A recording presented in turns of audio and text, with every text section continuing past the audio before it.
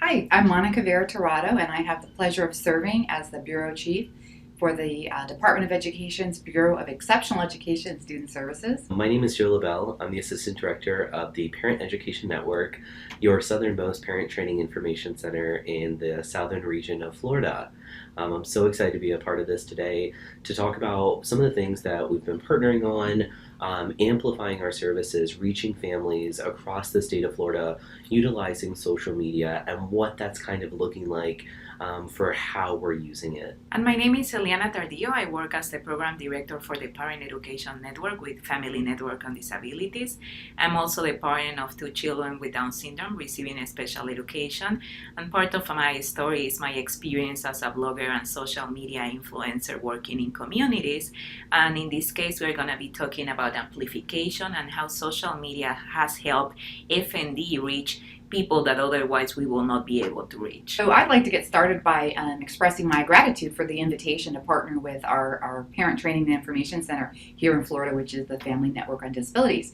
And so we had the opportunity to do a collaborative session or a conference earlier this year around positive behavior support.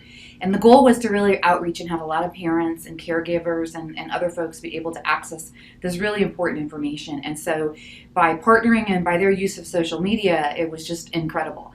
They pushed us outside, or me, outside my comfort zone, and really trying new ways of work. You know, the term Facebook Live made me a little bit nervous.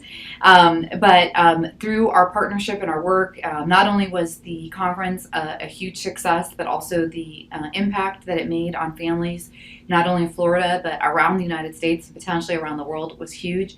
And a big takeaway, of course, is for me, is as the Department of Ed State Director of Special Education, is this wonderful opportunity to work with and partner with your parent and training and information partners. It's so important that our community that supports students with disabilities and their families, that we work together and that we are utilizing and leveraging our resources, our energy, our focus on those common goals rather than working in silos, or in some cases maybe even being perceived as being on separate sides of the issue, because we're all on the same side, which is to help ensure that every single student gets a quality, excellent education, and all families are supported through that process. Like Monica had said, we had our conference on positive behavior support in March, and the conference, we live streamed every session using Facebook Live. We also had a simultaneous Twitter party where we were tweeting out every 10 minutes throughout the conference for 3 days straight. Now, how did we manage and evaluate impact through that data?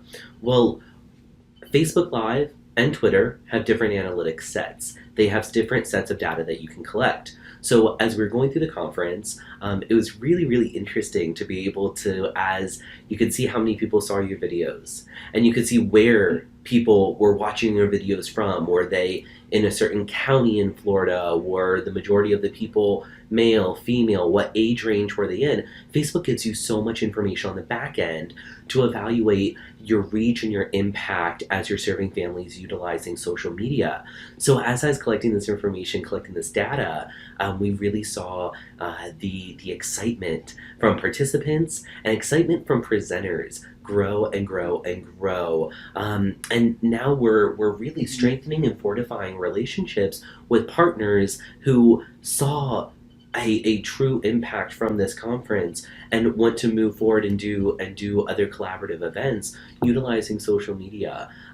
So the Insights tool inside of Facebook Live have a lot of information, and you can use other platforms to evaluate your reach on Twitter as well and see how many people are seeing, exposed to, and can get information from your tweets. So bringing it whole circle, you want to make sure that you're evaluating what that looks like as you're going along, so that you can have that true data of reach and impact. Well, obviously, data is really amazing and exciting. We all want to see those big numbers going on.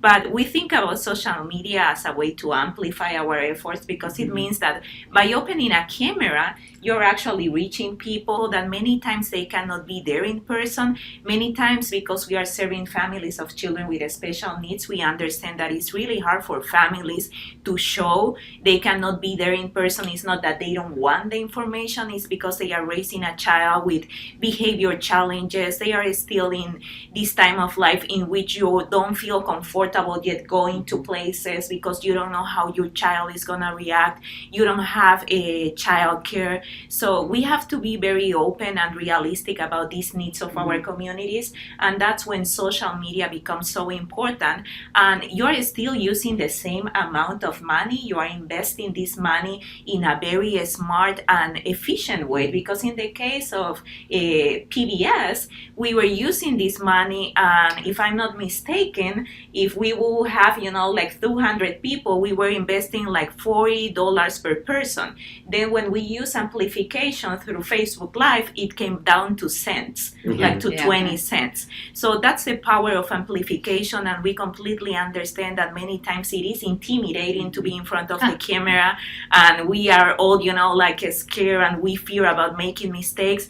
But it's also giving your organization that voice that is the real voice, the human voice. And we want families to see that there's real people behind. There's a Monica, there's a Joe, there's a Liana, and we all have been part of the process of special education. So we really want to open this personal connection and be able to help everyone to amplify their efforts and be successful.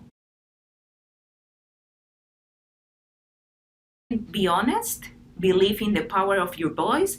Remember that right now we are living in times where technology has all the information out. So for families, it's not that hard anymore to find the information. What they want to hear is from you. They want a real person presenting the information. They want that person saying, I have been there. So being a human, being honest, and creating that relationship is what we can really give to families, because otherwise they really have access to the information. So we are the ones who are irreplaceable, and that's the voice of experience and the empathy that we are providing as parent resource specialists and leaders, etc.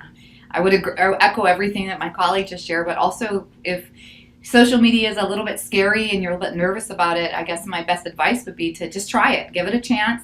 Surround yourself with people who are enthusiastic about it and have some practice, and don't be afraid to make a mistake, and I think you'll be pleasantly surprised that the outcomes are going to be really, really wonderful. My best advice is to empower your employees, empower your staff, give them a voice in your organization as you're moving forward with this model, and make sure that they have the tools and your support as a leader in your organization to really move with this, to really affect and have the best outcomes and impact on family involvement as we can. So thank you so much for your time. Thank you. You.